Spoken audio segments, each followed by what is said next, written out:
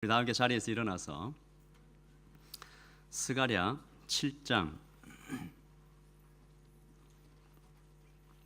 구약 성경의 거의 마지막 부분에 있죠.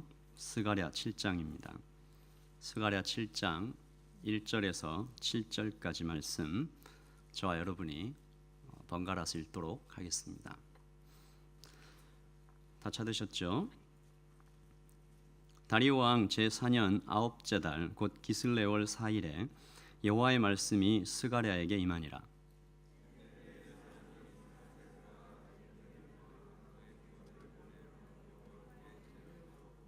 만군의 여호와의 전에 있는 제사장들과 선지자들에게 물어 가로되 내가 여러 해 동안 행한 대로 5월 중에 울며 근신하리이까 하매 온 땅의 백성과 제사장들에게 이르라. 너희가 70년 동안 5째 달과 7째 달에 금식하고 애통하였거니와 그 금식이 나를 위하여 한 것이냐.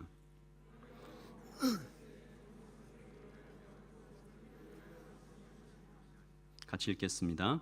예루살렘과 사면 성읍에 백성이 평온히 거주하며 남방과 평원에 사람이 거주할 때에 여호와가 옛 선지자들을 통하여 외친 말씀이 있지 않으냐 하시니라. 아멘. 자리에 앉으십시오. 잊어버린 광고가 생각이 났습니다. 11월 즈음에 저희 여러분 예배 드리는 이 장소에서 사부 예배 때 세례식이 있습니다. 그래서 좀 이따 성찬식을 하실 때 세례 받은 분만 성찬을 받으실 수가 있고요.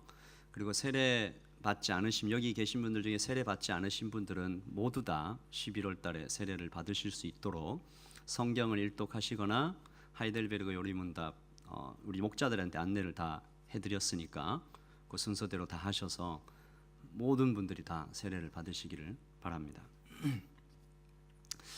자, 오늘은 스가랴서를 통해서 하나님 말씀을 듣는 시간인데요. 우리가 잘 접해보지 못했던 선지서입니다.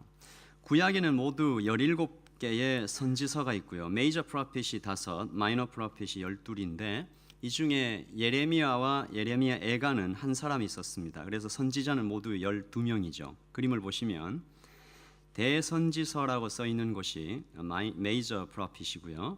그리고 소선지서라고 되어 있는 곳이 마이너 프로핏입니다. 그림이 이때쯤 나와야 되는데 이제 나왔네요.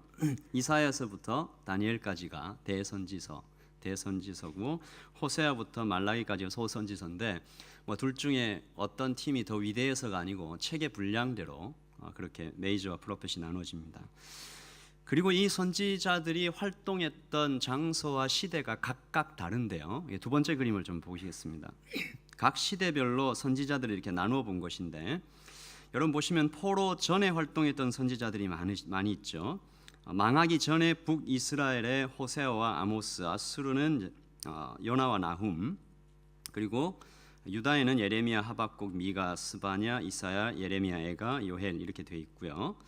포로 시대에는 다니엘과 에스겔이 활동했고 오늘 우리가 함께 살펴볼 스가랴 선지자는 예루살렘에 있는 유대인, 그러니까 포로들이 귀환한 후 학계와 함께 활동했던 선지자입니다. 여기 있던 모든 선지자들이 북이스라엘과 남유다가 완전히 멸망할 때까지 그리고 멸망한 후에도 돌아와서도 계속 하나님의 말씀을 전하는데요. 말씀의 메시지는 하나였습니다. 하나님 말씀을 제발 좀 귀 기울여 들어라. 안 들으면 망한다. 그 얘기를 계속했는데 선지자 경고에도 불구하고 자기 마음대로 행했던 북이스라엘은 BC 722년에 아수르에 의해서 멸망되고 남유다는 BC 586년에 바벨론에 의해서 멸망이 되죠. 그리고 바벨론 역시 BC 538년에 페르시아, 성경에는 바사라고 기록되어 있는데 페르시아에서 멸망돼 버립니다. 이때 학개와 스가랴, 말라기가 그때 돌아온 선지자들을 향해서 메시지를 선포하게 되죠. 바사 왕 고레스가 이 바벨론의 포로로 잡혀가 있던 많은 사람들을 이제 자기 고향으로 돌아가라라고 명령을 내렸죠. 이때 정치적 지도자, 폴리티컬 리더인 스룹바벨과 스피리추얼 리더인 여호수아 중심으로 약 42,360명이 예루살렘으로 돌아오게 됩니다. 이때 이 돌아온 42,000명이 즉시 시작한 일이 뭐였냐면 성전을 다시 짓는 거였어요. 성전이 다 무너졌거든요. 성전을 이렇게 짓고 있는데 사마리아인들이 계속 반대를 하는 겁니다. 그래서 중단돼 버려요. 그리고 무려 16년 동안이나 성전이 짓담한 상태로 스톱되어 있습니다. 여호와께서 이때 선지자 학개를 부르십니다. 그리고 2달 후에 스가랴를 부르셔서 짓담한 성전 공사를 계속할 것을 명령하시죠. 이들을 통해 하나님의 말씀을 전하십니다. 이 디프레션 걸렸어요. 포로로 잡혀갔다가 돌아왔으니까 얼마나 마음이 이렇게 침체되어 있었겠습니까? 돌아와서도 이제 성전을 좀 지어서 하나님께 예배를 드려보자. 내가 지난날에 했던 그 실수와 하나님께 지었던 죄를 좀 이렇게 다시 회복하고 싶은데 반대에 부딪혀서 그만 성전도 못 짓고, 이 사람들을 향해서 용기를 가져라, 다시 일어서라, 그렇게 하나님께서 말씀 주시죠. 또 회개의 말씀입니다. 자기들 집과 회복에만 관심 있는 자들은 즉시 회개해라.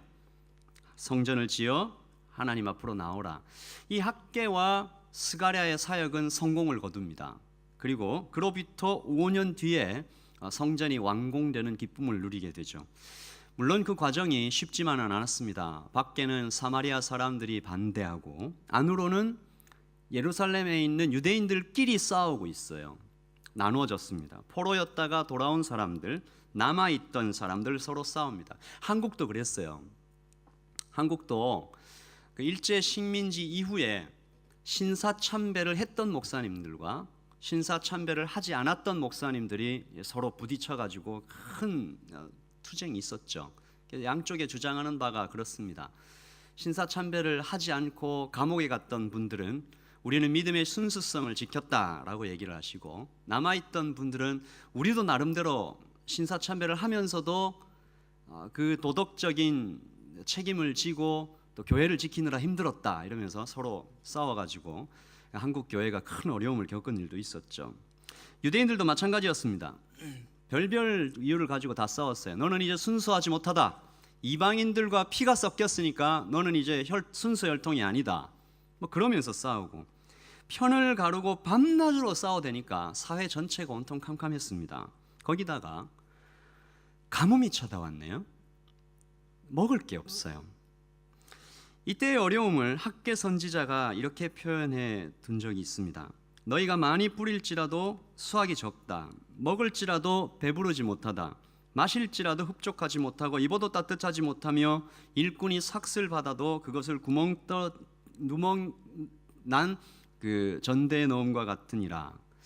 이렇게 총체적으로 이스라엘이 고통을 겪고 있을 때 나타난 그 절망적인 상황, 깊은 어둠 속에서 하나님의 말씀을 전한 선지자가 학개와 스가랴입니다. 특별히 스가랴의 이름은 여호와께서 기억하셨다라는 뜻입니다. 그의 메시지도 그의 이름과 똑같았습니다. 하나님께서 너희들을 잊어버리지 않으셨다. 지금은 앞뒤가 캄캄한데 포기하지 않으셨다. 오히려 그 사랑은 날마다 더 진해져 간다라는 얘기였고요. 눈을 들어 하늘을 봐라. 하나님께 희망을 두라. 그대들이 간절히 기다리던 메시아께서 곧 오신다. 스가랴의 이 메시지는 어둠 속을 헤매던 유대인들에게 한 줄기 빛처럼 희망으로 찾아왔죠. 그래서 저는 오늘 이 스가랴의 메시지가 그때 당시 유대인들뿐만이 아니라 우리 모두에게 꼭 필요한 메시지라고 믿습니다. 오늘 이 7장의 말씀은 예배를 잃은 그 백성들에게 바른 예배가 무엇인지, 그리고 무엇보다 주님의 마음은 어디에 있는지 우리에게 아주 중요한 메시지를 던져주고 있죠. 어떤 사람들이 오늘 7장은 이런 스토리로 시작을 하는데요. 어떤 사람들이, 성경에는 베델 사람들이라고 기록되어 있는데, 어떤 사람들이 성전에 찾아와서 제사장들과 선지자들에게 어떤 질문을 합니다. 이들은 바벨론에서 돌아와서 베델에 머물고 있었는데 바벨론 포로 생활을 하다 돌아온 사람들이죠. 그들이 묻는 질문이 이렇습니다. 한번 보실까요? 우리가 여러 해 동안 행한 대로 5월 중에 울며 근신하리이까. 영어로 보면 조금 더 쉽죠. Should I mourn and fast in the fifth month as I have done for so many years? 옛날에 많이 했던 것처럼 금식하고 울며 울며 금식해야 됩니까? 라고 묻는 거죠. 이들이 수년 동안, 수년, so many years라고 되어 있는데 68년 동안, 거의 70년 동안 해왔던 것입니다. 뭐냐 하면 BC 586년에 느부갓네살에 의해서 이 남유다가 멸망됐다고 그랬잖아요. 성전이 완전히 부서졌잖아요. 포로로 잡혀갔잖아요. 그날을 기억하면서 이 사람들이 울었어요. 그날을 기억하면서 금식을 하면서 울었어요. 근데 이것이 하나님이 명령했다기보다는 이 사람들의 자발적인 그 회개로 터져 나온 거거든요. 그래서 이제 해마다 울었어요. 1년에 여러 번 했습니다. 금식만 하는 것이 아니고 애통하며 울면서 금식을 했어요. 그런데 이제 바벨론에서 유대인들이 해방돼서 성전을 다시 짓고 있는 중이니까 이제 그만 금식은 하지 않아도 되는 것 아닙니까? 라고 묻고 있는 것이죠. 듣고 보면 다 맞는 말 같아요. 이제 울 일이 없다. 이제 성전도 지어져 가고 있고 바벨론에서 포로 생활도 회복됐으니까 이제 뭐 그만 울고 그만 금식해도 되지 않냐. 무려 70년 동안이나 그런 금식을 해왔으니까 오히려 칭찬받을 만한데, 오늘 스가랴 7장 말씀에는 하나님께서 이 질문을 하는 사람들을 책망하세요. 하나님의 대답이 아주 의외입니다. 오늘 5절에 이렇게 하나님의 대답이 기록되어 있죠. 온 땅의 백성과 제사장들에게 이르라. 너희가 70년 동안 다섯째 달과 일곱째 달에 금식하고 애통하였거니와, 함께 읽을까요? 그 금식이 나를 위하여 한 것이냐. 하나님께서 나를 위하여라는 말을 2번 쓰시면서 강조하세요. 그래, 맞다. 너희가 울면서 애통하면서 금식을 한 것, 그래 내가 안다. 70년 동안 한 거 내가 안다. 그런데 그 금식이 나를 위하여 한 것이 맞냐? 하나님 이렇게 물어보시는 거예요. 도대체 무슨 일이 있었던 것일까? 먼저 그들이 하나님께 나와서 이렇게 기도하고 있는데요. 우리 오늘 여기서 기도에 대한 본질을 그들이 잃어버린 것을 하나 살펴보게 됩니다. 여러분, 기도가 무엇일까? 한번 같이 읽어보죠. 제가 읽겠습니다. 기도의 본질은 말하는 것이 아니라 듣는 것에 있습니다. 이 말을 여러분들이 깊이 읽고 이해하시면 좋겠는데요. 물론 나의 고통과 상황 그리고 소원을 하나님께 올려드리는 것이 기도가 맞죠.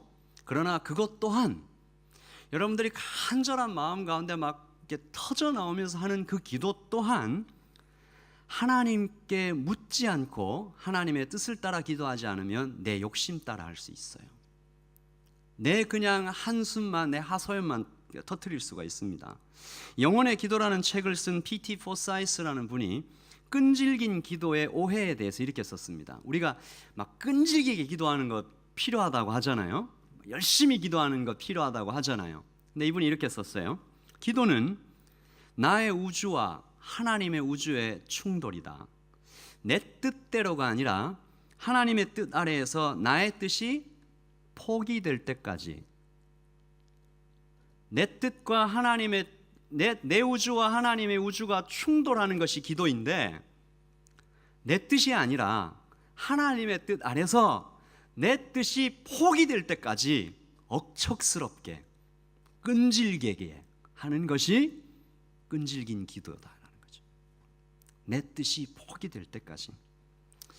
오늘 이들이 자랑하는 금식 기도도 마찬가지예요. 이들은 이 금식 기도를 하나님 앞에서 자랑을 하고 있거든요. 내가 70년 동안 하나님 앞에서 이런 금식 기도를 해왔습니다라고 자기 종교적인 열심을 갖고 와서 자랑을 하죠. 여러분, 특히 한국 교회에 이 금식 기도가 좀 많이 오해되어 있는 것 같아요. 세상 사람들은 물론이고 성도들조차 이 금식에 대해서, 금식 기도에 대해서 잘못 알고 있습니다. 여러분 마음속에도 그런 생각이 있을 것 같아요. 사람이 오죽하면 음식을 안 먹고 기도를 할까? 내 생각에는 이게 이해가 안 된다. 여러분 음식을 끊고 기도해 본 적이 있습니까? 도저히 먹지 못할 만큼 슬프고 괴로운 그런 간절한 기도가 금식 기도가 아닐까? 이렇게 생각하는 오해가 있을 수 있죠. 성경에도 물론 다윗이 죽어가는 아들을 위하여 일주일간 금식한 적이 있습니다. 그게 꼭 나쁘다고 볼 수는 없지만, 만약에 내 마음에 이 금식 기도라는 것이 하나님, 내가 이렇게까지 간절히 기도하는데 하나님 들어주셔야 하지 않겠습니까? 라는 마음을 포함한다면 그건 악한 것입니다. 그래서 하나님을 드라이브 하려고 하는 거예요. 이것은 좋지 않습니다. 이것은 마치 이방 종교가 여러분 TV에서 가끔 봤죠. 무당들이 나와서 이렇게 펄쩍펄쩍 뛰면서 이렇게 하는 것들 있죠. 자기 몸에 피를 내면서 그들의 욕망을 토해넣는 행위와 그렇게 다를 게 없어요. 원래 금식은 회개와 성결을 위해서 하는 것이라고 성경이 기록되어 있습니다. 회개할 때 하나님께서 이 백성들이 너무 큰 죄를 지었을 때 금식을 명하시고, 사람이 깨끗해져야 돼, purification, 깨끗하여져야 될 때 하나님께서 금식을 명령하셨죠. 자기 뜻을 이루기 위해 억지로 하는 것은 금식이 아닙니다. 그래서 이런 의미에서 우리 청년부도 언젠가, 제가 여러 번 말씀드리는데, 한번 금식 수련회를 꼭 한번 해보고 싶은 생각이 있습니다. 음식에 대한 여러분의 그 열망과 욕망이 끊어질 때까지, 나의 뜻이 하나님 앞에서 포기될 때까지 한번 하루 종일 1박 2일 혹은 2박 3일, 너무 좋죠. 그렇게 또 금식 기도를 하면 굉장히 좋은 점이 있는데요, 하루가 엄청 길어요. 굉장히 좋잖아요. 예배하고 찬양하고 너무 좋은 거예요. 그래서 제가 우리 간사님들하고 한번 깊이 의논을 해본 다음에 여러분 꼭 한번 우리 같이 한번 해봅시다. 너무 좋은 것 같아요. 이사야서에서는 잘못된 금식에 대해서 이렇게 기록되어 있습니다. 이 베델 사람들이 한 금식과 똑같아요. 한번 들어보세요. 우리가 금식하되 어찌하여 주께서 보지 않으시며, 우리가 마음을 괴롭게 하되 어찌하여 주께서 알아주지 아니하시나이까. 우리가 이런 기도할 때가 있다니까. 보라, 너희가 금식하는 날에 오락을 구하며 온갖 일을 시키는도다. 금식을 하면서도 오락은 다 하는 거죠. 또 4절입니다. 보라, 너희가 금식하면서 논쟁하며 다투며 악한 주먹으로 치는도다. 금식하면서 싸우는 거예요. 너희 오늘 금식하는 것은 네 욕심을, 너희 목소리를 하나님께 욕망을 상달하게 하려는 것이 아니니라. 58장 5절입니다. 같이 읽어봅시다. 이것이 어찌 내가 기뻐하는 금식이 되겠으며, 이것이 어찌 사람이 자기의 마음을 괴롭게 하는 날이 되겠느냐. 그의 머리를 갈대같이 숙이고 굵은 배와 재를 펴는 것을 어찌 금식이라 하겠으며 여호와께 연락될 날이라 하겠느냐. 이런 금식하지 말라는 거죠. 이렇게 할 수 있다는 겁니다. 오늘 베델 사람들이 꼭 그렇게 금식을 해왔습니다. 자기들이 한 금식을 자랑하고 하나님 앞에 나와서 이렇게 자기의 이름을 드러내려고 하고 있다는 거죠. 그들이 금식을 시작한 의도는 참 좋았어요. 선지자들이 전한 하나님의 말씀을 무시했기 때문에 멸망한 자기들의 처지와 그 회개하려고 시작을 했죠. 하박국, 미가, 스바냐, 이사야, 예레미야, 요엘, 이 한 대륙을 흔들 만한, 한 시대를 움직일 만한 선지자 6명을 보낸 겁니다. 한 나라에. 근데 말을 안 들었어요. 그토록 큰 죄, 그런 간절한 메시지를 다 무시하고 결국 하나님을 떠난 그들이 자발적으로 했던 금식입니다. 성전은 다 부서지고 나라가 다 망하고 나서야 비로소 깨닫긴 했지만 금식 자체는 좋았던 것이죠. 근데 처음에 그 의도가 다 잊혀진 것입니다. 그리고 나서는 그 다음부터는 자랑만 한 거죠. 금식은 그냥 형식적으로 했습니다. 여기에 무슨 자랑할 만이 있겠어요. 그리고 나서는 이렇게 얘기합니다. 그렇게 해놓고는, 그렇게 마음 없이 해놓고는 하나님 앞에 와가지고 하나님 이제 이거 그만해도 되지 않겠습니까? 라고 얘기하는 거죠. 이게 얼마나 하나님의 마음을 아프게 했겠습니까? 우리는 이럴 때가 없는가 생각해 봅니다. 언제부터인가 우리가 하고 있는 사역이, 우리가 예배에 참석하고 있는 예배가 하나님 앞에 자랑이 되고 있는 적이 없는가? 자랑은 아니더라도 내가 무슨 의무를 다한 것처럼, 예배 드렸으니까 이제부터는 내 마음대로 한다, 무슨 숙제를 한 것처럼 우리가 그런 적은 없었는가 생각해 봅니다. 저는 이 베델 사람들의 얘기를 들으면서 무슬림들이 하는 라마단 금식이 생각이 났습니다. 무슬림들이 해마다 9월 되면 한 달 동안 금식하지요. 하루 종일 안 먹는 게 아니고요. 한 달 동안 사람이 아무것도 안 먹으면 죽습니다. 그 물만 먹고 해도 거의 상태가 안 좋아지는데, 이 사람들이 한 달 동안 다 안 먹는 게 아니고 해가 떠 있을 동안에만 음식을 안 먹는 거예요. 그렇게 한 달 동안 9월 한 달 합니다. 그러니까 여러분 마음속에 이런 생각이 들겠죠. 야, 그러면 낮 동안 금식을 하니까 살은 꽤 빠지겠구나 생각하시겠지만 그거 아닙니다. 오히려 조사해 보면 무슬림들이 이 기간에 체중이 많이 증가한다고 합니다. 평균 음식 소비량이 평소보다 한 30에서 40% 이상 증가한답니다. 심야 폭식을 한다는 것이죠. 낮 동안 굶었던 이들이 밤에 엄청난 폭식을 하면서 이게 한 달 동안 금식과 폭식을 반복하는 것이죠. 무슬림들이 혹시 제 얘기를 들으면 기분이 굉장히 좋지 않겠지만 이것은 삐뚤어진 두 개의 욕망 사이를 왔다 갔다 하는 것입니다.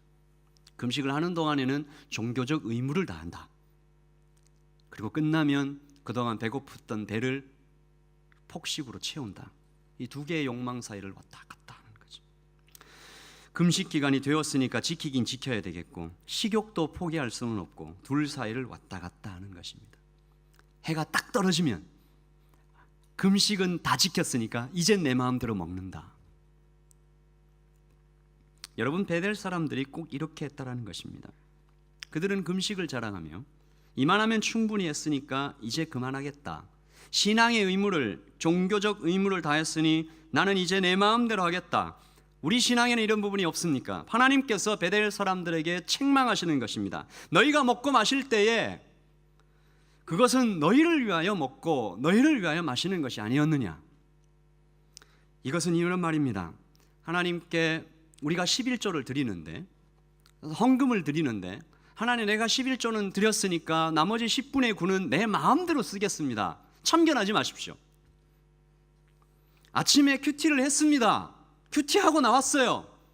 그러니까 하루의 나머지 시간은 제가 어떻게 쓰든지 참견하지 마십시오. 자, 이제 뭐하고 놀까?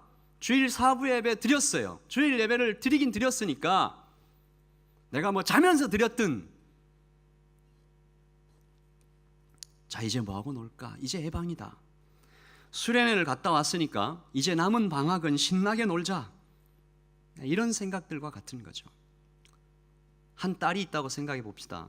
집에 돌아온 아빠에게 아빠 뺨에 뽀뽀를 한번 쪽 하고, 아빠 나 이제 건드리지 마 라고 쌩하고 자기 방에 들어가 버리는 거죠.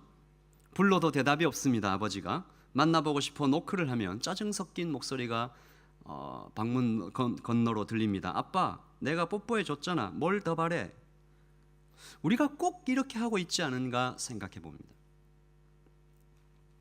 그러므로 베델 사람들의 첫 번째 잘못은 다 했으니까, 하나님 시키는 대로 다 했으니까 이제 내 마음대로 하겠습니다 라는 것입니다. 그들의 두 번째 잘못은 무엇입니까?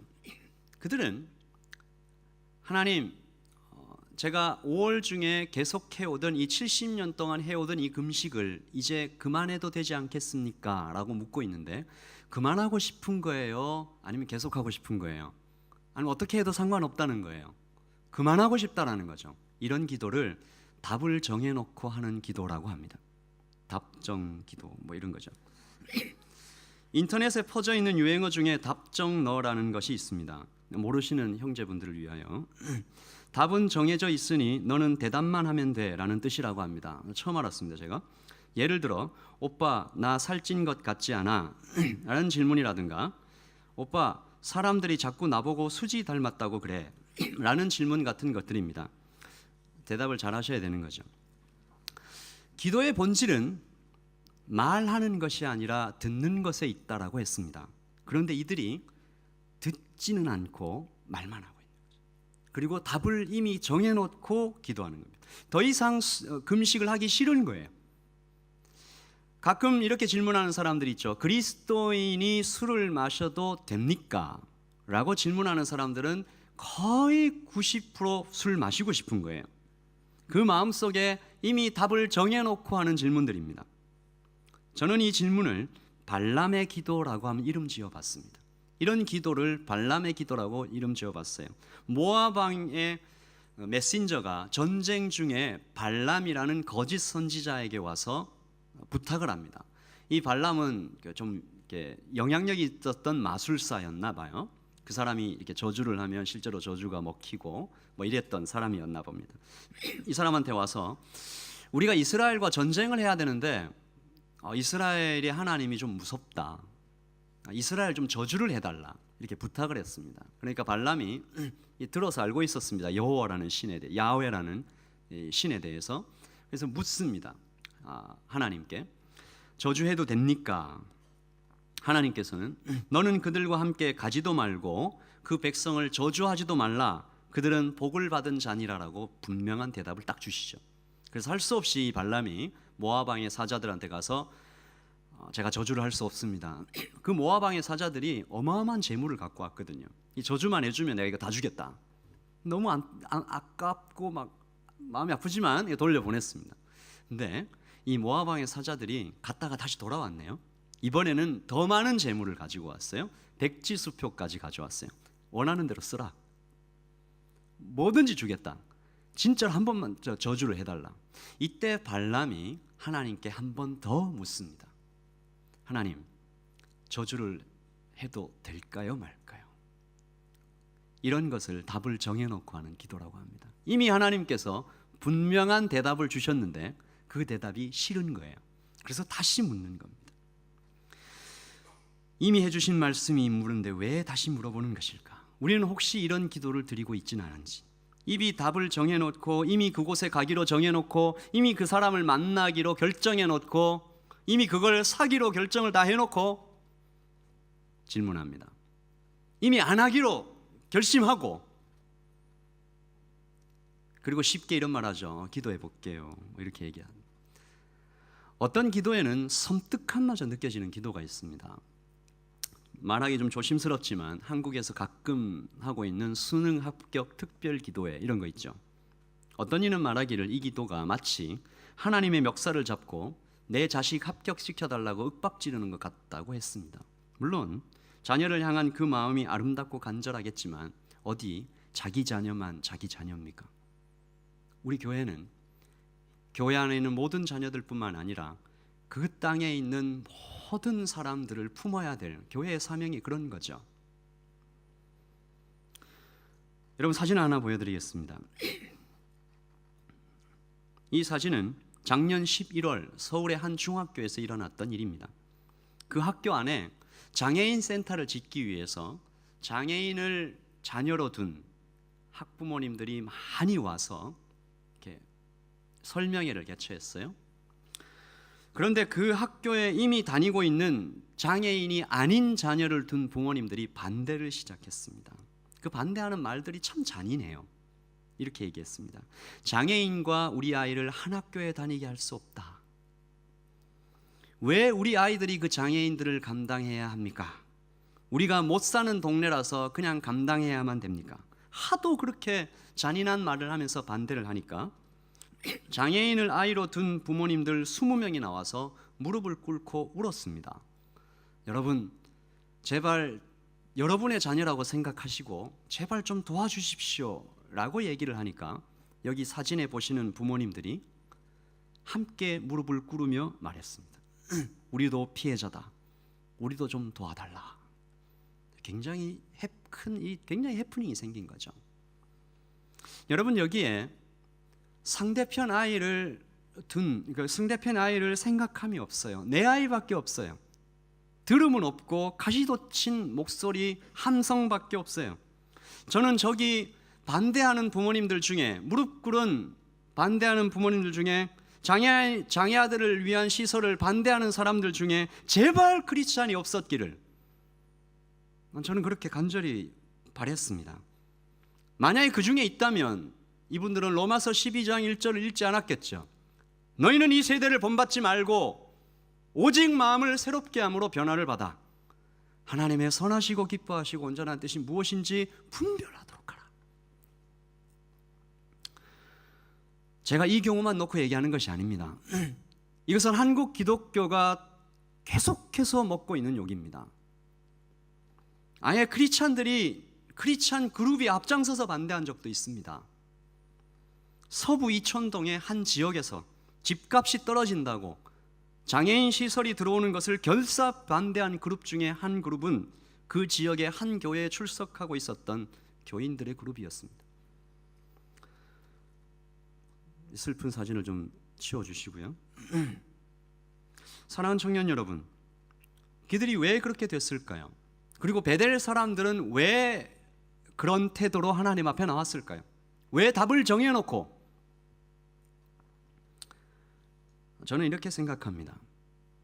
예배에서 하나님의 임재가 사라졌기 때문입니다. 기도에서 본질을 잃었기 때문이고요. 예배에서 하나님의 말씀이, 살아있는 하나님의 말씀이 사라졌기 때문입니다. 이것이 세 번째 잘못입니다. 이미 주어진 하나님의 말씀을 잊어버렸어요. 이미 주어진 하나님의 말씀을 어느 순간 잊어버리고 자기 생각과 자기 경험대로 살기 시작했어요. 그들을 향해서 하나님께서 책망하십니다. 같이 읽어봅시다. 시작. 예루살렘과 사면 성읍에 백성이 평온히 거주하며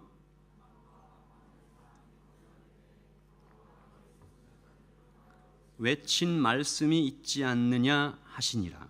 아멘. 여러분 다 저를 좀 보십시오. 우리가 예배를 드리잖아요. 근데 이 예배에 하나님께서 살아계시다. 그리고 지금 내가 듣는 이 말씀이 하나님께서 내 앞에 오셔서 내 귀에 내 눈을 달아보시면서 하시는 그 말씀이다라는 생각이 사라지면, 그리고 이 예배에 우리가 찬양을 하며 하나님 앞에 앉아 있을 때 그 하나님의 임재를 우리가 놓쳐버리면, 그걸 잊어버리면 예배가 지겨워지기 시작합니다. A.W. 토저 목사님이 하신 말씀을 제가 또 하진 않아도 되겠죠. 월요일 예배가 없다면, 토요일 예배가 없다면, 주일 예배는, 그러면 이렇게 얘기합니다. 예배가 지겨워진 사람들이 이렇게 얘기하겠죠. 간단하게 합시다. 설교도 좀 짧게 해주십시오. 드리긴 드려야 되겠지만, 드리긴 드려야 되겠으니까 예부터 해왔던 것이고, 이게 안 드리면 뭔가 좀 이상하고, 짧게 해치워집시다. 다른 거 짧게 해치우고 다른 거 합시다. 그렇게 얘기하기 시작합니다. 그러면 망합니다. 여러분, 여러분이 사부 예배 공동체에 속해 있어서 여기 예배하러 왔죠. 그러면 하나님 앞에서 여러분이 약속을 한 거예요. 제가 제 시간과 제 형편이 아니라 하나님과 저 사이의 한 약속, 그리고 하나님께서 교회를 통해 한 질서대로 예배가 세팅되어 있고 여기 예배를 드리니까 내 시간을 여기에 맞추겠습니다라는 그 헌신이 있는 거죠. 여러분한테 가끔 그런 얘기를 들어요. 오늘은 바쁘니까 집 근처 교회 갈게요. 오늘 어떤 일이 있으니까 일부 예배 드리고 어디 갈게요. 나쁘지 않습니다. 그럴 수 있어요. 네, 그런 생각들이 계속 발전하면 집에서 예배 드릴게요, 그렇게 돼요. 영상 보고 할게요, 그래요. 그럼 조금 더 가면 어떻게 되겠어요? 다른 날에 볼게요, 이렇게 돼요. 무슨 차이가 있어요? 이렇게 묻게 돼요. 그러다가 망하는 겁니다. 그러다가 유럽의 교회들이 예배가 없어져 버려요. 그러면 여러분이 낳은 자녀들, 그 자녀들이 낳은 자녀들은 예배가 무엇인지 아예 잊어버려요. 여러분, 우리가 우리 때에 아직 여러분 안에 하나님의 임재가 살아있고, 그러니까 여러분이 하나님을 향한 그 마음이 아직 생생할 때, 그때 다시 한번 코람데오 하는 것입니다. 하나님 앞에서 포도나무를 떠난 가지는 아무것도 아니다라는 것을 다시 한번 붙잡는 거죠. 예수님께서 이른 새벽에 한적한 곳에 가서 기도하시는 것 했던 거 아시죠? 빌 하이벨스 목사님 이런 책을 썼습니다. 너무 바빠서 오늘은 더 기도합니다. 오늘 하루를 살며 이번 한 일주일을 살면서 우리 같이 이렇게 한번 기도했으면 좋겠습니다. 내 기도와 내가 드리는 헌금과 나의 봉사가 이제는 형식만 남아버린 것은 아닌가? 내가 예배하러 오는 이 예배가 이제는 그냥 앉아 시간만 때우는 것이 아닌가? 나는 예배하러 나와서 마음을 다하고 힘을 다하고 뜻을 다하여 하나님과 마주 대하고 있는가? 여러분, 하나님은 그러세요. 여러분, 주님은 우리한테 그러신다고요. 주님은 우리에게 주님의 마음을 다하시고 주님의 뜻을 다하시고 주님의 힘을 다하셔서 우리를 마주하고 계시는 것입니다. 그래서 그 마주함이 나의 마주함과 주님의 마주함이 만날 때 그때 비로소 생수가 흘러나오는 것입니다. 그래서 성령께서 그때 우리의 눈을 열어 보이시는 것이에요. 더 깊게, 더 넓게, 더 많이 보게 하시는 것이죠. 우리 같이 한번 기도하겠습니다.